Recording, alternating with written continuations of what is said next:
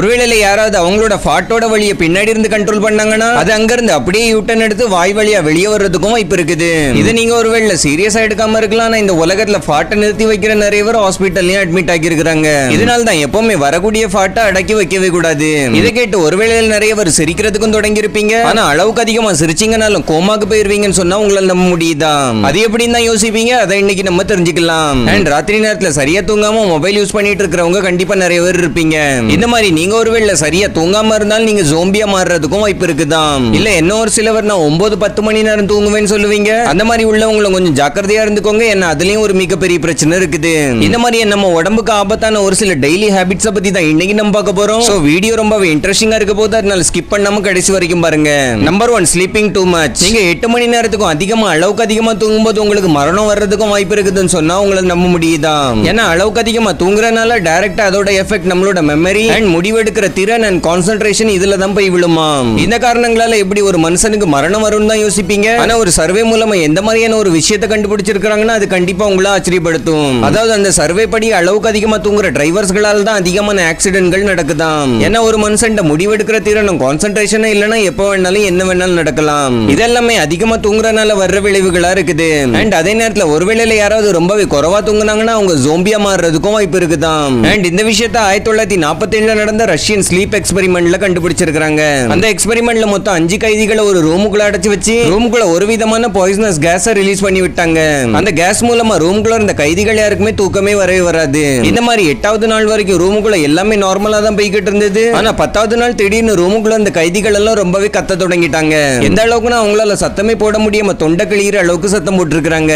அதுக்கப்புறமா 6 நாளைக்கு ரூம்ல இருந்து எந்த ஒரு சத்தமும் வரல. கைதிகள்ட்ட இருந்து எந்த ஒரு ரெஸ்பான்ஸுமே இல்ல.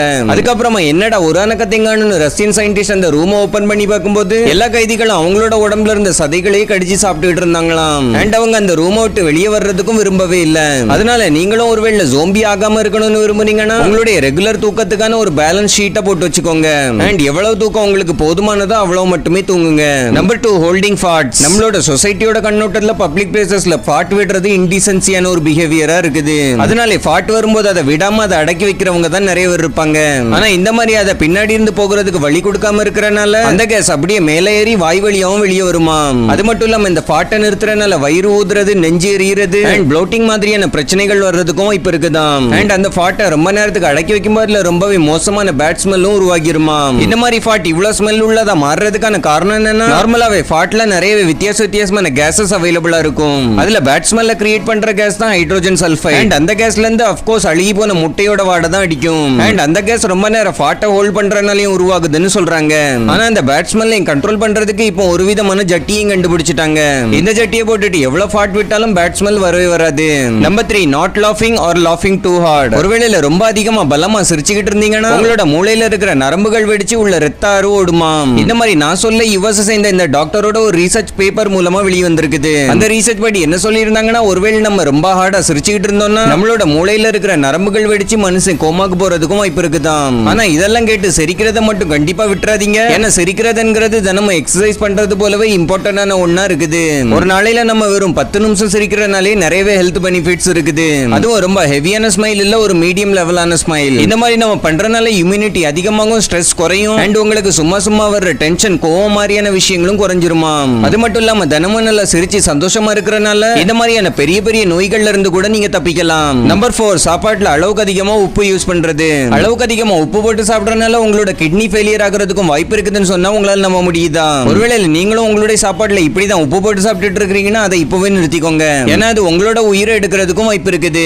ஏன்னா உப்போட கெமிக்கல் ஸ்ட்ரக்சர் எந்த மாதிரி இருக்குதுன்னா அதை நம்மளோட பாடியால டைஜஸ்ட் பண்றது கொஞ்சம் கஷ்டம் தான். இதனால உங்களோட ஹார்ட்டும் கிட்னியும் பிரஷர் காரணமா டேமேஜ் ஆகுறதுக்கும் வாய்ப்பு இருக்குது.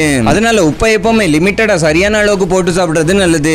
அண்ட் இதுல தப்பிக்கிறதுக்கு இன்னொரு சொல்யூஷனும் இருக்குது. அதுதான் கருப்பு உப்பு. ஏன்னா இந்த கருப்பு உப்பை தயாரிக்கிற ப்ராசஸ்ல இதை ரொம்பவே சூடு பண்ணுவாங்க. அதனால இதை நம்ம டைஜஸ்ட் பண்றதுக்கும் ரொம்பவே ஈஸியா இருக்குமா.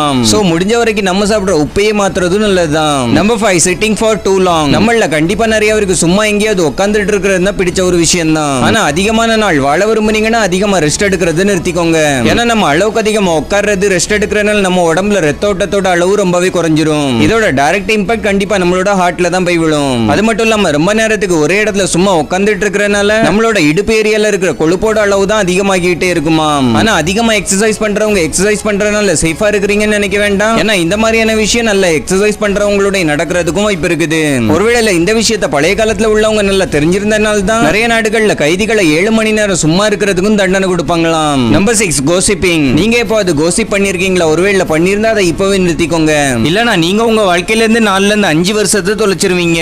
ஏன்னா ஒரு ரிசர்ச் படி என்ன கண்டுபிடிச்சிருக்காங்கன்னா ஒரு மனுஷன் முழிச்சு இருக்கிற 16 மணி நேரத்துல 52 நிமிஷத்தை கோசிப் பண்றதுக்கே செலவழிச்சிடுறாங்களாம். அண்ட் ஒருவேளை அந்த டைம் கணக்கு பண்ணி பாத்தீங்கன்னா உங்களுக்கு இந்த ஆன்சர் தான் கிடைக்கும். அது மட்டும் இல்லாம கோசிப் பண்றதுனால இன்னும் ஒரு சில பக்க விளைவுகளும் இருக்குது. அதாவது உங்களோட ப்ரொடக்டிவிட்டி குறையிறது, டைம் வேஸ்ட் ஆகுறது, அண்ட் உங்களை சுத்தி இருக்கிறவங்க உங்க மேல வச்சிருக்கிற நம்பிக்கையும் உடைஞ்சு போயிடும். அண்ட் இதோட டைரக்ட் இம்பாக்ட் உங்களோட மென்டல் ஹெல்த்ல தான் போய் விழும். அண்ட் இந்த கோசிப் பண்ற பழக்கம் யார்கிட்ட அதிகமா இருக்குதுங்கிறது தெரிஞ்சுக்கிறதுக்காக யூனிவர்சிட்டி ஆஃப் கலிபோர்னியா 467 பேர்கிட்ட ரிசர்ச் பண்ணி பார்த்திருக்காங்க. அதாவது யார் ரொம்ப கோசிப் பண்றாங்கங்கறத ரிசர்ச் பண்ணி பார்த்திருக்காங்க. அதுல தெரிய வந்தது நல்ல படிச்ச பணக்காரங்க தான் அதிகமான கோசிப் பண்றாங்களாம். அதாவது ஏழைகள் அன்எஜுகேட்டடா இருக்கிறவங்கள விட பணக்காரங்க தான் அதிகமான கோசிப் பண்றாங்க. Number 7 not washing hand properly. நம்மளோட கைகள்ல நம்ம கண்களுக்கு தெரியாத பாக்டீரியாஸ் இந்த மாதிரி தான் சுத்திட்டு இருக்கும். இந்த விஷயம் நம்மளோட நார்மல் கண்கள்ல தெரியாதா? நான் மைக்ரோஸ்கோப் அண்டர்ல பாத்தீங்கன்னா நம்மளோட கைகள்ல 3000க்கும் அதிகமான ஜெம்ஸ் அண்ட் பாக்டீரியா சுத்திட்டு இருக்குமாம். சோ இந்த மாதிரியான கண்டிஷன்ல ஒழுங்கா கை கழுவாம சாப்பிடறனால அல்சர், டயரியா, டைபாய்டு மாதிரியான பிரச்சனைகள் வர்றதுக்கும் வாய்ப்பு இருக்குதாம். இத பார்த்து யாருமே கொஞ்சம் கூட பயப்பட வேண்டிய அவசியம் இல்ல. ஏன்னா கைகளை ஒழுங்கா கழுவுனாலே இந்த மாதிரியான பிரச்சனைகள்ல இருந்தெல்லாம் தப்பிக்கலாம். அதனால எப்பவுமே உங்களையும் சுத்தமா வச்சுக்கோங்க, உங்களை சுத்தி இருக்கிற விஷயங்களையும் சுத்தமா வச்சுக்கோங்க. Number 8 exercising too much. நீங்க ஒருவேளை ரெகுலரா ஜிம் போறவங்களா இருந்தீங்கனாலும் உங்களோட இந்த மாதிரி நடக்கிறதுக்கும் வாய்ப்பு இருக்குது. அண்ட் நீங்க மட்டும் இல்ல, நார்மலாவே ஒவ்வொரு வருஷமும் ஜிம்ல 4 லட்சத்துக்கும் அதிகமானவர் இந்த மாதிரி இன்ஜர்ட் ஆகிட்டு இருக்காங்களாம். அது மட்டும் இல்லாம ஓவர் எக்ஸசைசிங் ஹார்ட்லையும் எஃபெக்ட் போடுறதுக்கும் வாய்ப்பு இருக்குது. ஏன்னா எக்ஸசைஸ் பண்ணும்போது ஹார்ட் பீட் ரொம்பவே அதிகமாகும். சோ எக்ஸசைஸ் பண்றது தப்பு இல்ல, இங்க அதிகமா எக்ஸசைஸ் பண்றது தான் தப்பா இருக்குது. அண்ட் எக்ஸசைஸ் மட்டும் இல்லாம எந்த ஒரு விஷயத்தையும் அளவுக்கு அதிகமா பண்ணாலே அது உடம்புக்கு ஆபத்தான ஒரு விஷயம் தான். நார்மலா எக்ஸசைஸ் லாங் லைஃப் வாழ்றதுக்காக தான் பண்ணுவாங்க. ஆனா இதே விஷயம் ஒருவேளை ஓவர் ஆச்சுன்னா நம்ம இந்தியால எக்ஸசைஸ் பண்ணும்போது இறந்து போனவங்களும் நிறைய பேர் இருக்க தான் செய்யறாங்க. இந்த மாதிரியான விஷயங்கள் எல்லாம் ரொம்பவே ரேரா தான் பார்க்க முடியும். ஆனா கண்டிப்பா இது இம்பாசிபிள் கிடையாது. அதனால நீங்களும் எக்ஸசைஸ் பண்ணி ஹெல்த்தியா இருக்கணும்னு நினைக்கிற ஒரு பர்சனா இருந்தா லிமிட்டடா எக்ஸசைஸ் பண்ணுங்க. மூடும் சரி, ஹெல்த்தும் சரி, ஹெல்த்தியா இருக்கும். Number 9 drinking excessive water. அளவுக்கு அதிகமா தண்ணி குடிக்கிறனாலே உங்களுக்கு மிகப்பெரிய ஹெல்த் இஷ்யூஸ் வர்றதுக்கும் வாய்ப்பு இருக்குது. ஆக்சுவலா அளவுக்கு அதிகமா தண்ணி குடிக்கும் போது உங்களோட பாடியில இருக்கிற சால்ட் லெவல் ரொம்பவே குறைஞ்சிரும். இதனால உங்க பாடியில இருக்கிற செல்ஸ்ல வீக்கம் ஏற்பட தொடங்குமாம். அண்ட் உங்களோட பிரெயின் செல்ஸ்ல ஒருவேளை வீக்கம் ஏற்பட்டுச்சுன்னா அது உங்களோட மண்டவோட உரச தொடங்கிரும். இதனால அந்த செல்ஸ் டேமேஜ் ஆகுறதுக்கும் வாய்ப்பு இருக்குதாம். இந்த செல் டேமேஜ் ஆகும்போது கோமால இருந்து டெத்தும் ரொம்ப பக்கத்துல தான் இருக்குதுன்னு தான் சொல்லியாகணும். அதனால எப்பவுமே அளவுக்கு அதிகமா தண்ணி குடிக்கிறதுக்கு முன்னாடி ஒரு தடவைக்கு 2 தடவை யோசிச்சுக்கோங்க. சோ ஓகே ஃப்ரெண்ட்ஸ், இந்த வீடியோ உங்களுக்கு ரொம்பவே யூஸ்ஃபுல் அண்ட் ஹெல்ப்ஃபுல்லா இருந்திருக்கும்னு நினைக்கிறேன். ஒருவேளை வீடியோ பிடிச்சிருந்தா உங்களோட ஃப்ரெண்ட்ஸ் அண்ட் ஃபேமிலியோட இந்த வீடியோ ஷேர் பண்ணுங்க. அண்ட் இதே போலவே இன்னும் இன்ட்ரெஸ்டிங்கான வீடியோஸ் நம்ம சேனல்ல இருக்குது, அதையும் பார்க்க மறந்துடாதீங்க. இன்னொரு இன்ட்ரெஸ்டிங்கான வீடியோல உங்களை சந்திக்கிற வரலையும் டட்டா பை பாய்.